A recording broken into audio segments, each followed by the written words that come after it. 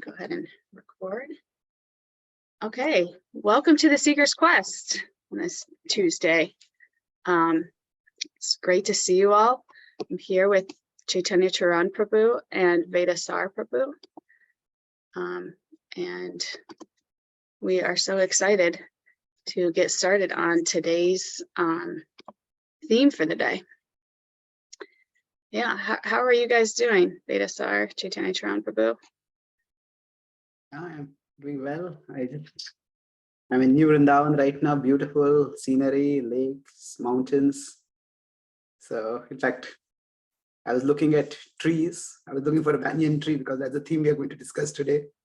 I couldn't find one, but lots of trees here. Beautiful place. Yeah, you won't see a banyan tree in New Vrindavan. That's my neck of the woods. That's just like an hour from my house. So unfortunately, I can't make it there today, but I'll definitely see you next week when you come to Pittsburgh, right? I'm looking forward to being there. Yeah, me too. Me too. I'm actually having a program at my house on the 19th for anybody else who is interested. Everybody's invited. Chaitanya Charan Prabhu, we're hosting, and we'll have a nice kirtan, and it will be wonderful. So the details of that, maybe I'll put it on our whole thread, and so anybody that is in the Pittsburgh area or near can come and meet you in person. Yeah. What about you, Veda Sar? How are you? I'm happy and nice and warm and cozy in Atlanta, Georgia. It's perfect weather. I was trying to see if there was anything I could complain about. There's nothing I can complain about. So that's my complaint, that I have nothing to complain about. It's a good complaint. It'll probably change tomorrow, but that's a good place to be for today.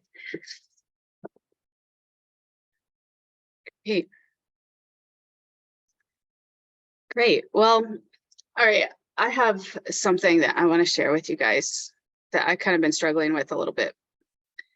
And I wasn't really planning to share it on the phone. On the podcast. I was kind of thinking more calling one of you and asking you like confidentially. But then I thought, maybe I'll just ask you and I'll see if anything comes out of the conversation that can be helpful to others. I was in New York City this past weekend visiting a dear friend who I appreciate so much. We have this really nice relationship where we're just really honest with each other about things we support and build each other up, and at the same time, like call each other out on our shit. So it's a really good friendship. I really appreciate it. And we were just kind of going around the city. We were on the subway, and she was just scrolling through Instagram. I was just kind of sitting, and all of a sudden we hear this like really intense scream, like someone is in like insane pain. And I look over across the cart, and like everybody in the cart is like jumping up and like running out of the cart, like for dear life. And it all happened so fast, like it's even hard to like recollect what was actually going on. But my thought is like somebody on this cart or somebody on this train has a gun, like, because everybody was just sprinting in the other direction, jumping off, trampling over each other. And there wasn't a ton of people on the cart. There was maybe 10 or 15 people. But people were like booking it out of there.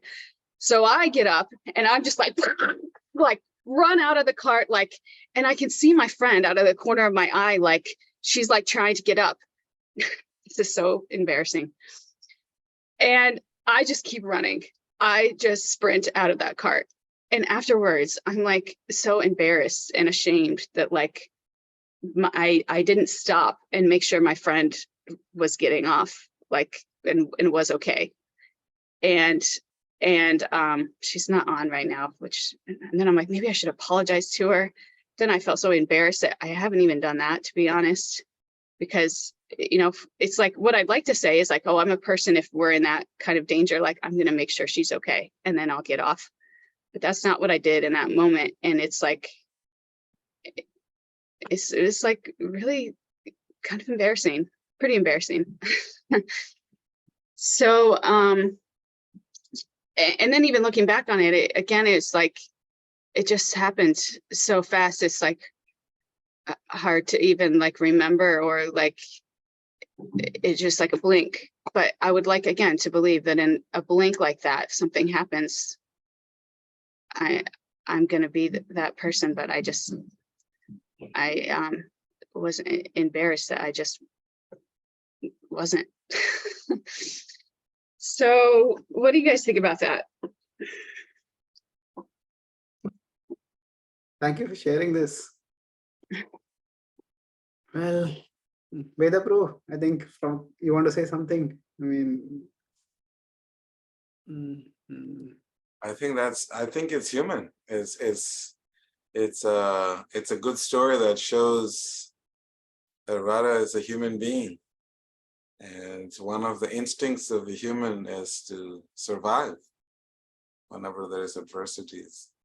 But also another lesson that I can take away from that is just the world is a place where,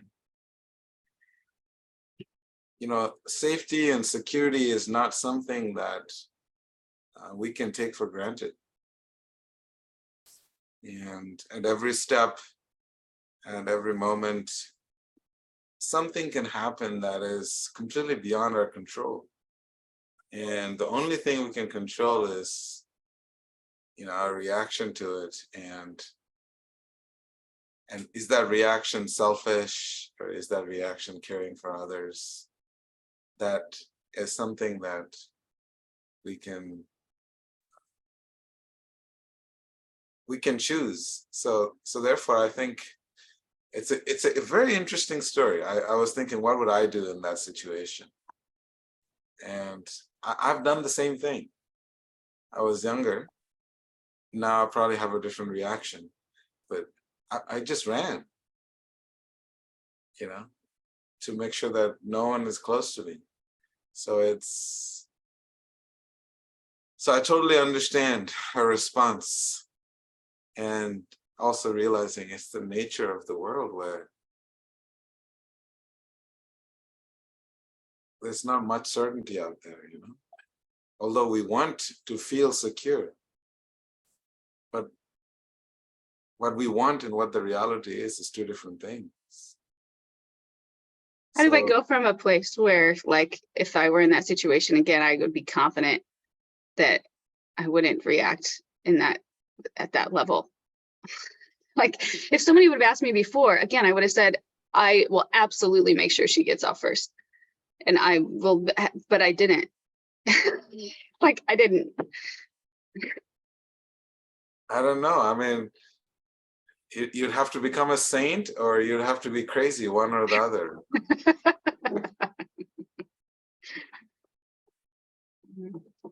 Then Charan might have something to add to that. Long ago, there were some religious riots in India where this happened. It doesn't happen very often, but sometimes happens. One of my fellow devotees, he had gone out for some program. He was carrying some Bhagavad Gita. He was wearing the robes, the saffron ochre robes of a monk. And then he saw some religious fanatics, and they saw him and they saw that, oh, he is a Hindu. They charged towards him. And he realized that they were having swords, and there was already blood on their bodies and everything, blood on their knives and swords, and he just raced away from there.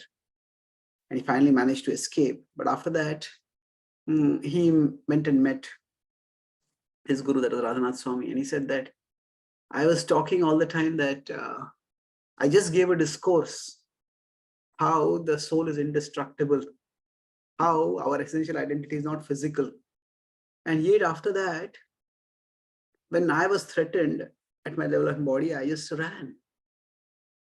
So did I do the right thing, or am I just being a deceiver, speaking something that I don't practice? So Swami told him, no. He said that it depends on one's the actions are not as important as the consciousness behind the actions. So he said, you could be thinking that, yes, you are a spiritual being and let whatever happen to the body, I don't care for it. That's one way of looking at it. But the other way is that, it is, we are spiritual beings, but we have physical bodies, and things relate, the body and the things related to the body matter for us, both for our functioning in the world and for our progress toward spiritual realization. We need that. So therefore, we take care of our body and things related to the body in a mode of service. Just like if somebody gave us a car for doing some service, we don't identify with the car. Even though it's not our car, we take care of it. So I'm not sure if it's exactly addressing your issue, but it is that the human emotions of concern or anxiety or of fear, they're natural. Right? It's so the particular emotion or the particular action is not as important as the overall purpose for which someone is living. As yesterday, something happened to me. It's the second time that I was going through security. I came from Chicago to Pittsburgh. And I had security. I was just going through. I was already a little late because of the traffic. And then I got through, and as soon as I got through the security, thing was smooth. And then I used crutches for moving around. So the crutches came out of security. There's some loud sound. And then they said, what happened?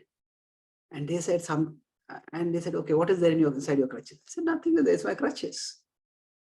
I can show you. And I tried to touch the crutches. Immediately, somehow just moving my hand to touch the crutches, I said, nothing there. Suddenly, like 4 or 5 people came with weapons pointed at me. I said, what? I said, there's some suspicious material in your crutches. So I was a little taken aback. Now, in one sense, I had seen this movie before, so I was not as alarmed as it had happened 5-6 years ago.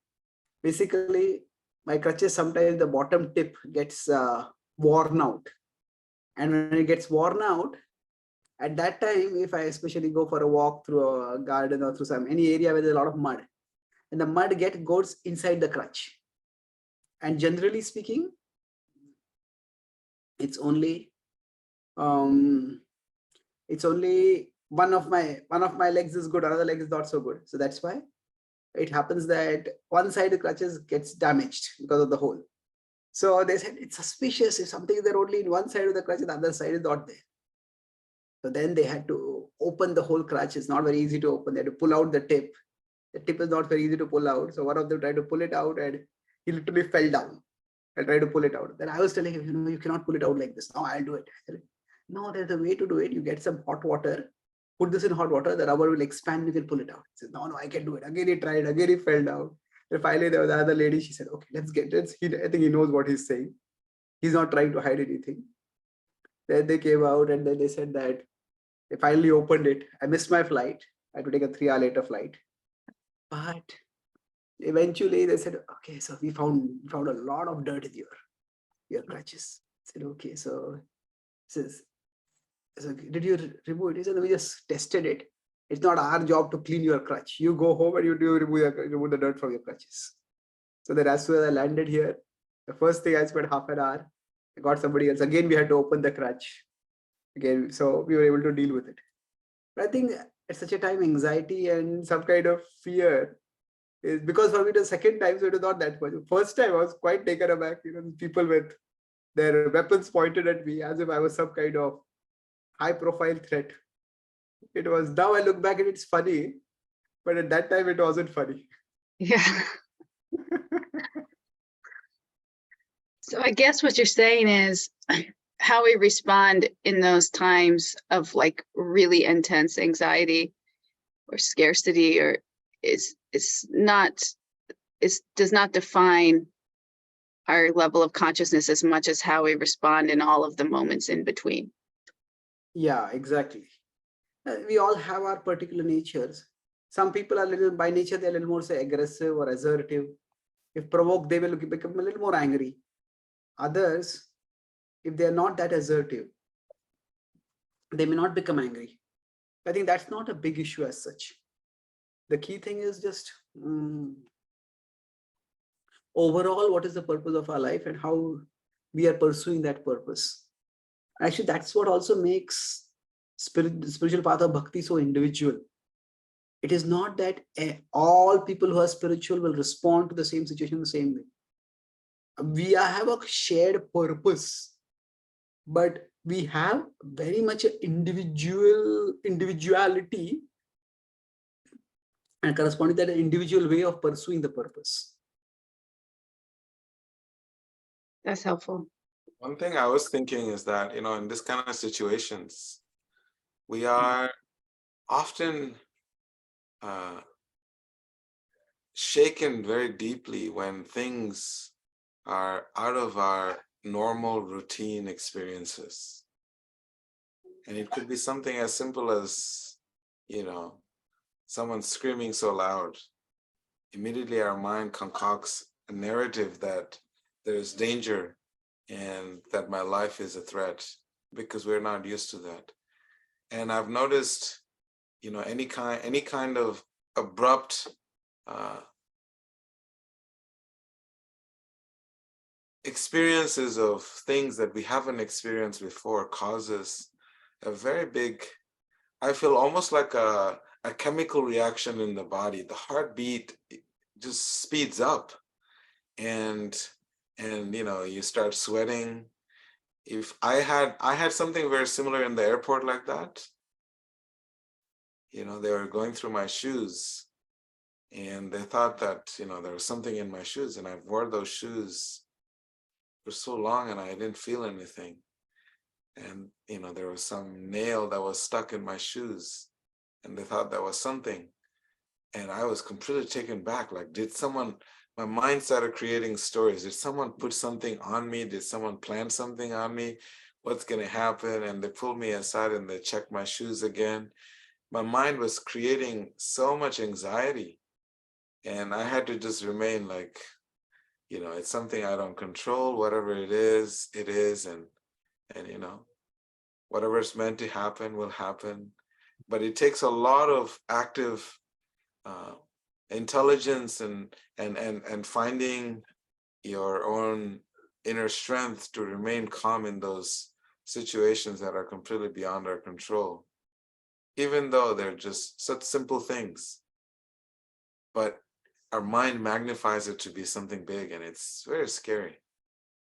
So that fear in this world, because we are meant to be fearless, that's who we are by nature, and somehow when that is challenged, we become extremely susceptible to those changes.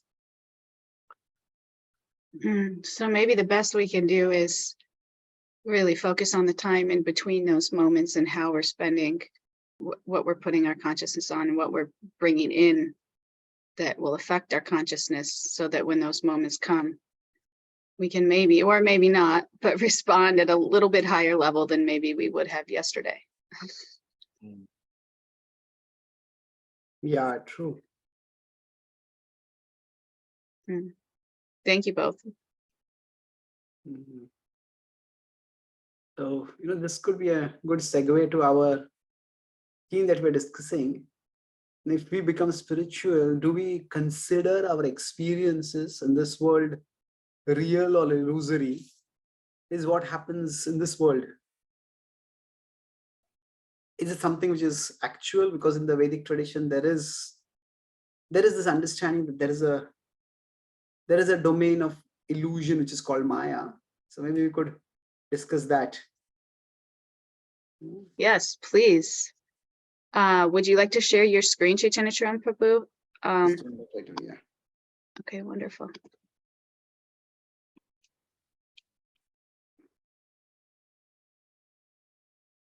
Shwetaji, you want to recite? Oh, beautiful verse. This is from the 15th chapter of the Bhagavad Gita.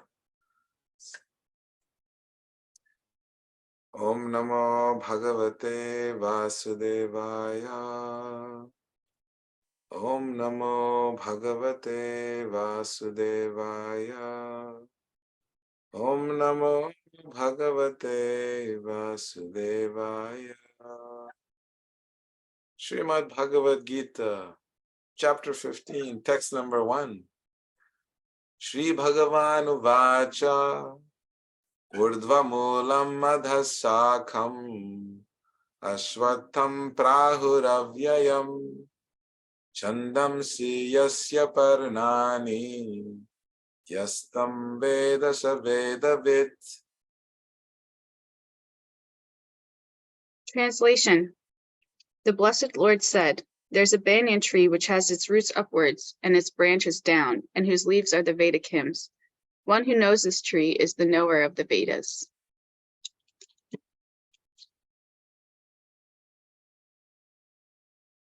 Yeah. So here, okay. Are you able to see my screen there? Yes. Good.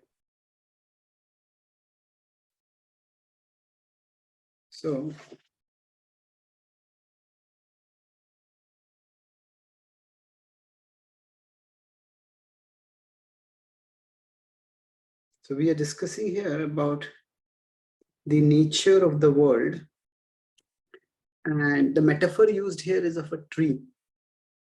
So it's upside down tree. Generally, we'll see that in the ancient wisdom text, they are called a scripture. The word scripture has a religious connotation, but we could just use the word wisdom text. But there is often a close relationship between scripture and nature. And in fact, both of these are often seen as two sources of wisdom. One of them is that, one commonality among both of them is that both predate us. Nature was existing long before we existed, and scripture is also wisdom that has existed before us. And there are a lot of metaphors drawn from nature, which are used in scripture. So here, the metaphor is of an upside down tree. So if I consider a tree, now here the branches, the top one is at the bottom, the roots are above, and we could say the shoots are below. So this itself, in one sense, the Gita gives this metaphor without much immediate explanation. But this upside down tree, what it suggests is, normally we see an upside down tree at a place where there is some kind of a river, and okay, this has got messed up. So we have a river, and this is the real tree, and this is the reflected tree. That's where we'll see things upside down. So that is the point conveyed by this metaphor, that things are upside down in this world. There is something which is not right. Something which, and when we say reflection, a reflection itself indicates that there is some reality without which reflection would not be there. So in one sense, our experience is something that feels right about it and something that feels wrong about it. So we could give an example of that, but before that, Veda Radha, if you want to speak something. You know, when I grew up, there was always big kadamba trees that have very beautiful flowers, and they were on the bank of the lakes. And I used to always try to do this exercise of trying to see if I could see the tree in the water, in the reflection, And if I could see the differences, what is being reflected in the water and what is actually on the tree, and try to make sense of it. And I would always notice that what was on the tree, what was never really fully reflected in the lake, even though the lake was completely still. And I could see the tree upside down, like clear. But I would not be able to find all the flowers and all the details that I could see on the tree. I could not find it in the lake, in the reflections. So I'm sure when Krishna is explaining this verse, there's something to do with that. There's something missing between the original and the reflection. But I tried. It's my point. I tried really hard to see if I could find the exact similarities between the two. That's very interesting. Sometimes we have this in childhood, we have these puzzles where there are two paintings and try to spot the difference between the paintings. There are 7 differences. That was my way of doing it. We didn't have pencils.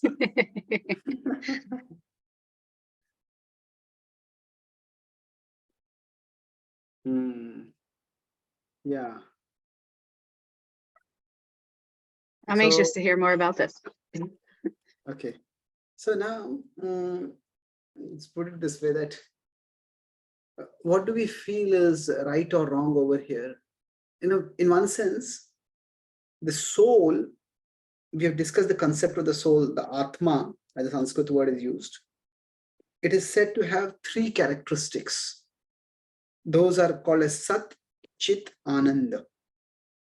Now, Sat means, basically, it means existence or ongoing or eternal existence. Chit means awareness, or you could say expanded, elevated, holistic awareness. And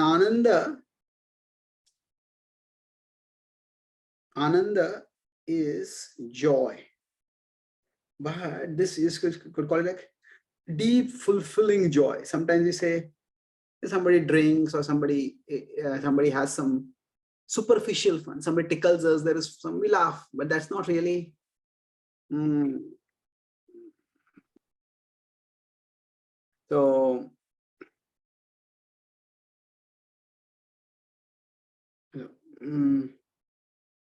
So basically, it's like these things are what eternally characterize the soul.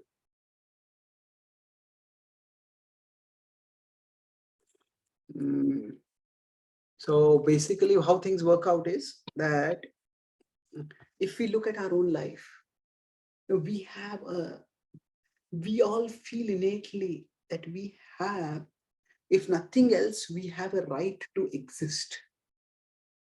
We have a right to know, and we have a right to happiness.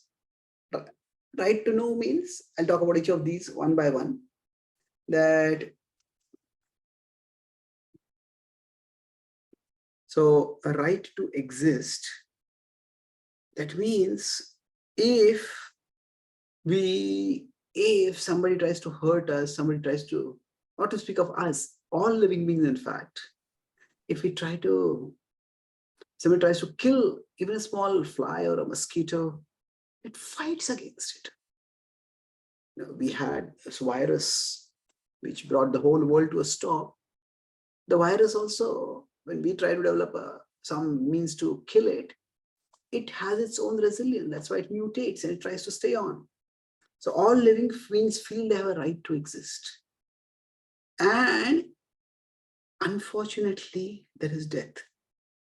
And although at one level we see death everywhere, we all know someone who has lost someone. We see death so often in the entertainment and the movie industry. And yet, he wants, that we find that actually when death comes upon us,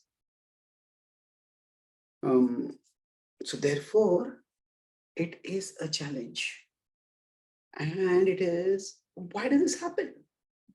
So sometimes if we look at this simply from a biological perspective, we'll say that, yeah, all living beings age and die. Well, that's true. But then the question comes up, why do we have a longing to live? If we were just simply, if we suppose we are just material creatures, there's nothing beyond matter to us. And then we are living in a material environment. Now, when we are living in such an environment, all our desires are basically coming as a response to our environment. Okay, we see some food, we desire to eat it. We see an attractive partner, we desire to mate. All these desires keep coming. So if we were simply biologically determined, we're simply material creatures, then what would happen is two things. That nothing around us lasts forever. Even the huge mountains, even the giant skyscrapers, nothing is lasting forever. The more science has studied the universe, science has also told us that things they may have incredibly long lifespans, but things end. So if nothing around us exists forever, why do we long to exist forever? Where does this longing come from? If somebody were a child living in a completely isolated African tribal community, and there's no internet there, there's no phone, and nobody has gone out from that world. This child doesn't know anyone who's gone out from that world.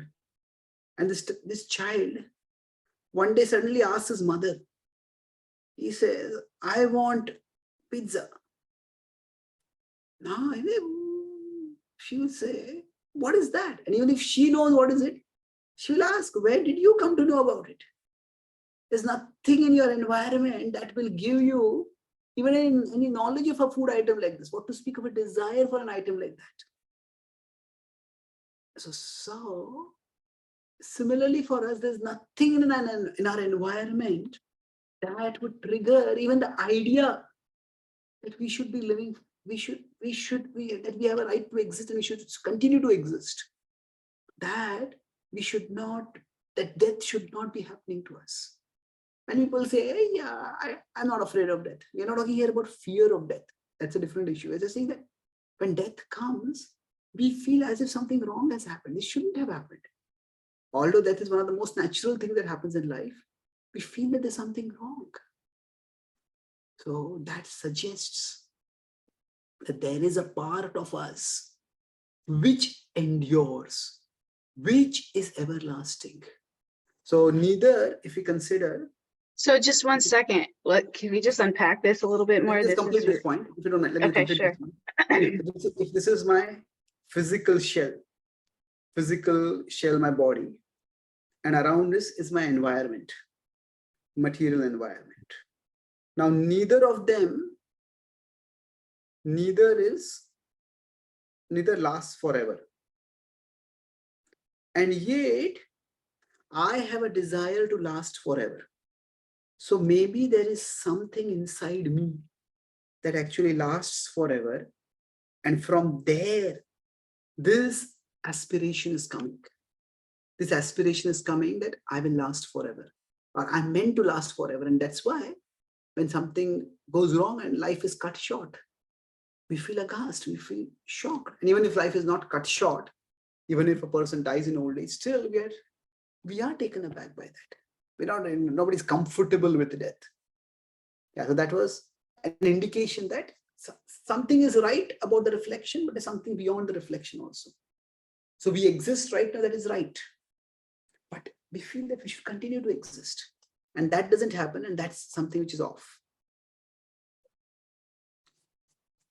So Yes, it's just really interesting to think about. We go through like our normal everyday lives and we see these things happening all around us. Like we see this birth, disease, old age, death, but at the end of the day, we really don't think it's going to happen to us.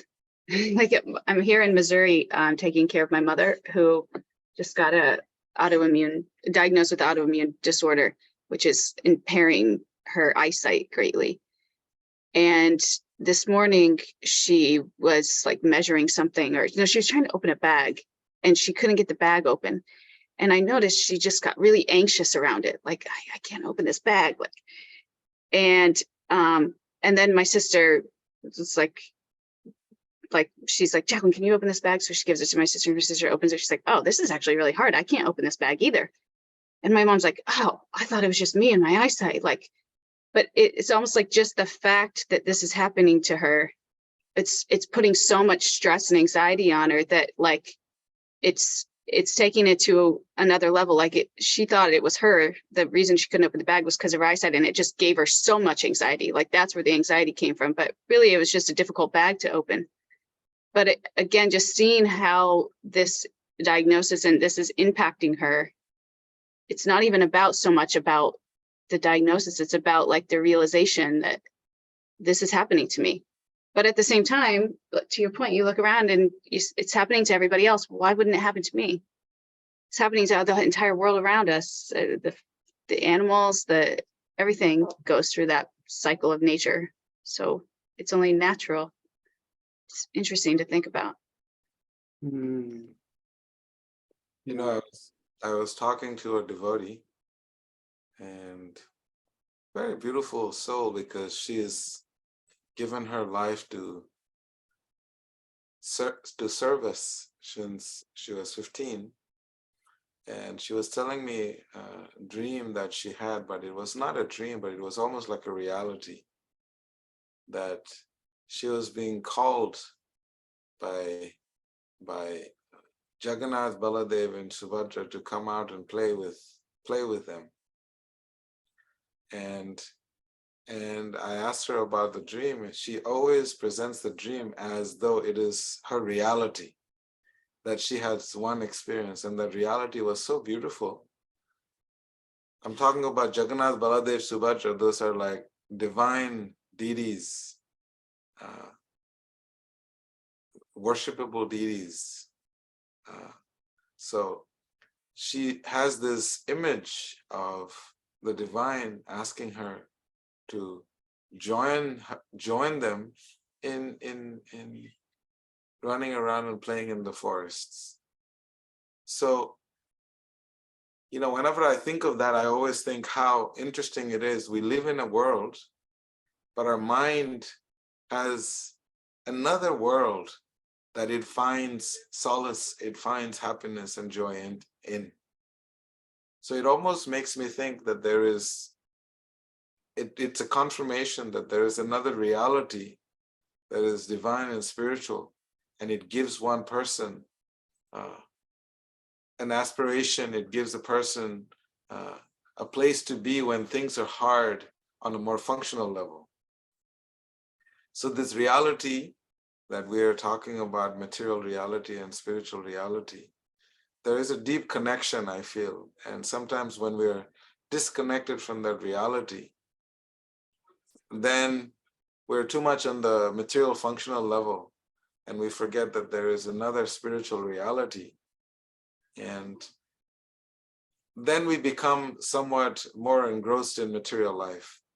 But when we are keeping in mind that there is another spiritual reality out there, that the real tree is out there, we can actually go and climb that tree and pick the fruits and, and interact with the tree in a more substantial way.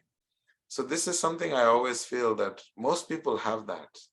I have my own meditations of reality other than my current material functional reality, where I find happiness and joy and solace. But this is because we are spiritual beings having a material experience.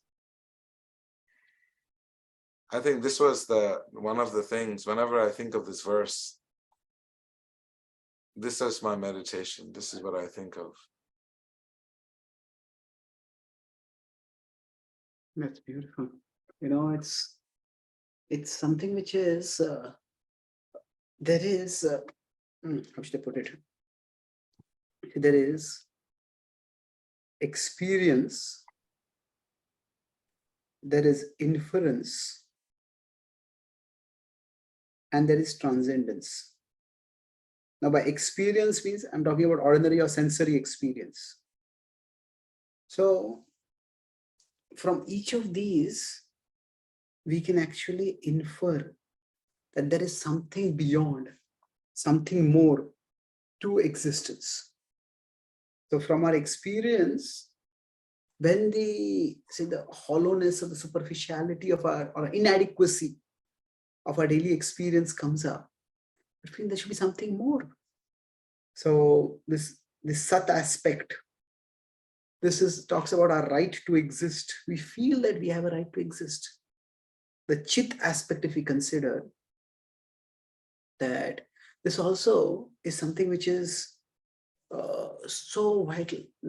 There have been some experiments done that if there are some mice, the mice are kept in a cage and there's a wall around, slightly elevated wall, and there's food in front of them.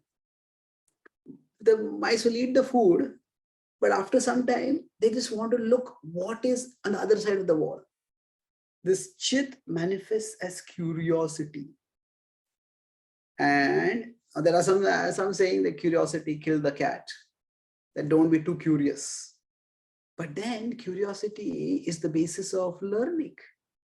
When Newton saw the apple falling, he asked what made the apple fall. He was curious. So this curiosity is innate to us.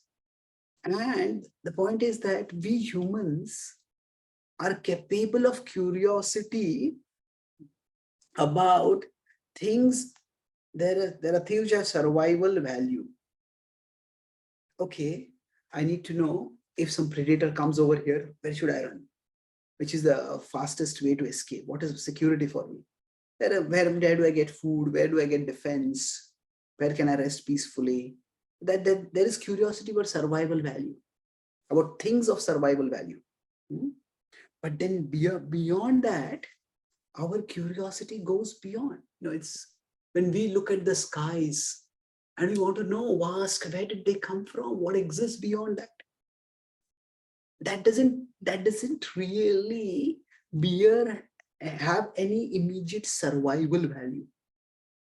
But actually, this curiosity, it brings value to survival. What am I living for? There is more to know than just how to eat, how to mate, how to protect.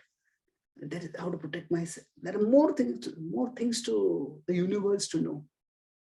And this curiosity, while it is there in all living beings, in human beings, it is manifest more and more. And it is this curiosity that has actually created all the various things that differentiate humans from animals. It is because of our curiosity, what we learned, and we came up with well-developed languages. It's because of this curiosity that we have culture. We have science, we have philosophy. And it is by curiosity that we seek to know the nature of reality. We ask questions about meaning and purpose of life. And it is this curiosity, you could say that there is basic level of questions there are existential questions. And they're important to ask, because without that, if you're not aware of where there's danger, we might not even exist. But then beyond existential questions,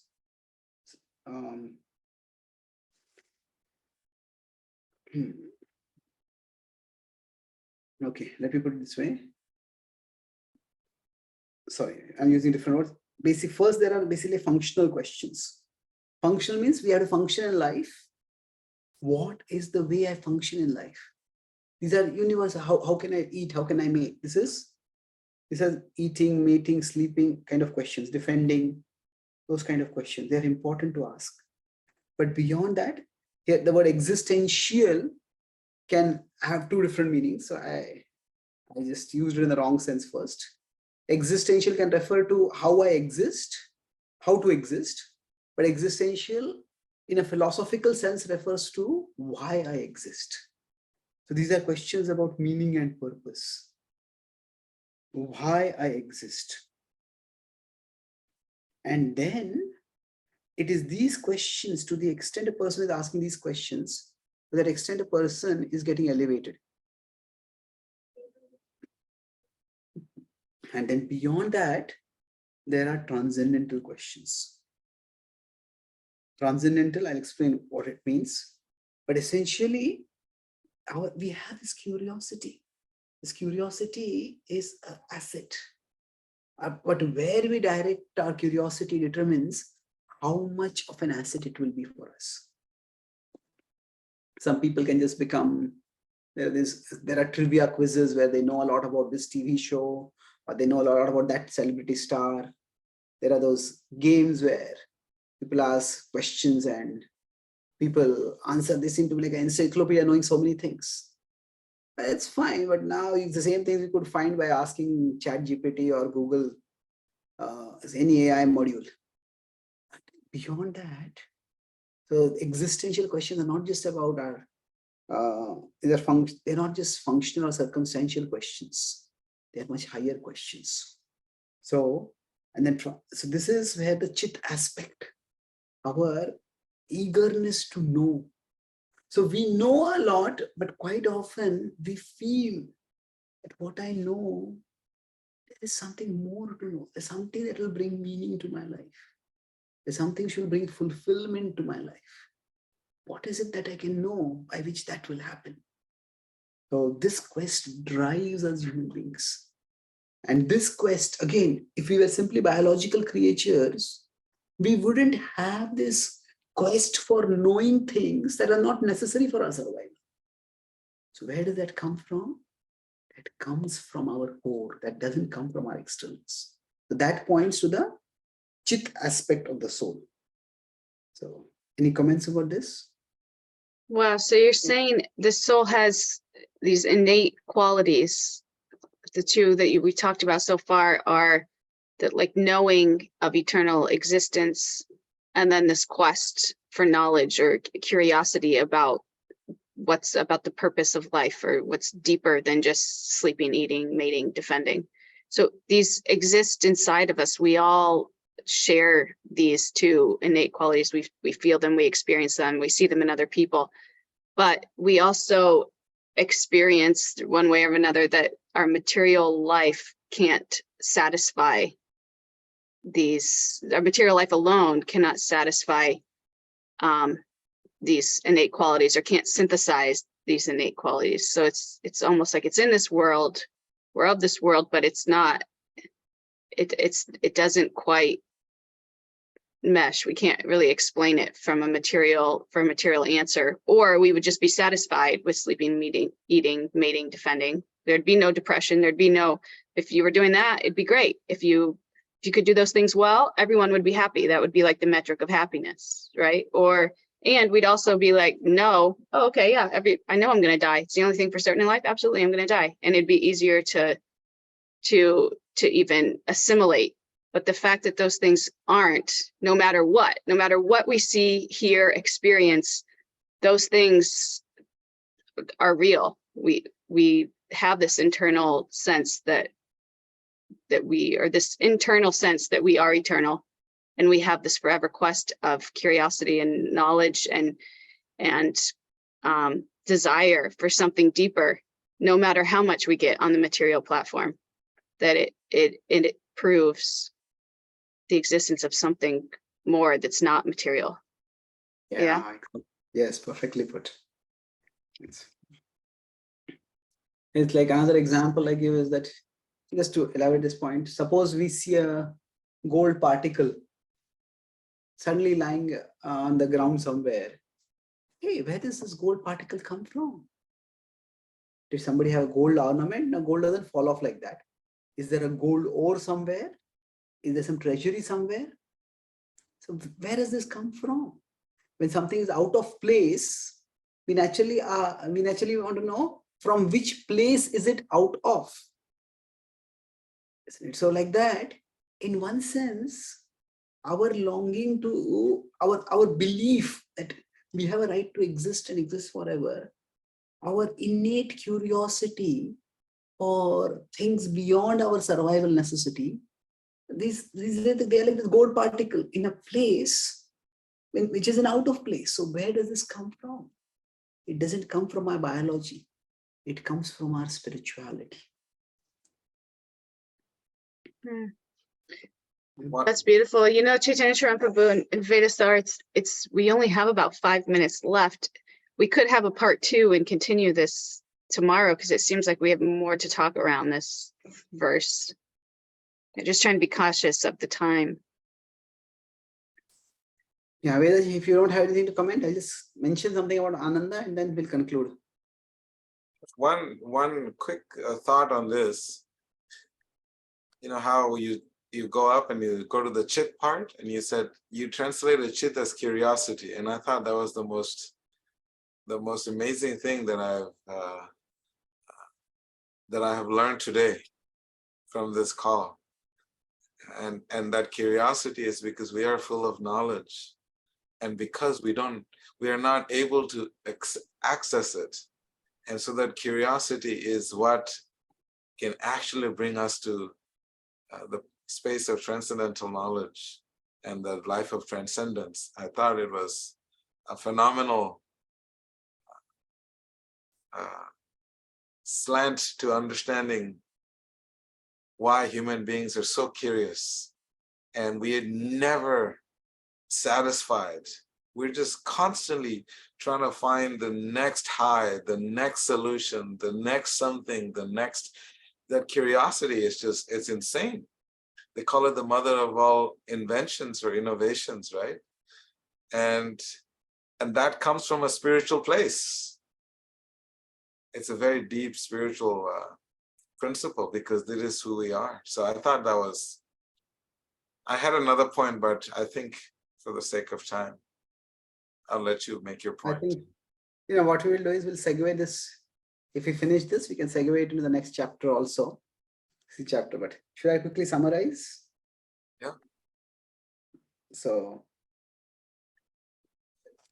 we started by looking at our experiences, shared a few experiences, and then, rather than focusing on the reaction at a physical or emotional level,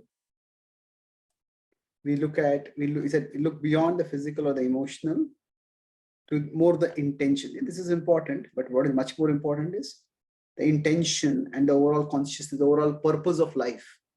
That is what determines the level of spirituality of a person. Then we're discussing how is our experience real, or is there something, is our experience illusory or is it real? So we were discussing that in that connection. We talked about 3 characters of soul, Sat, in that is the right to exist. So death seems to be such almost an assault to human dignity and human autonomy. Just, we want to live, we don't want to die. So where does this come from? That comes from it doesn't come from our environment, because nothing in the environment lasts forever. It doesn't come from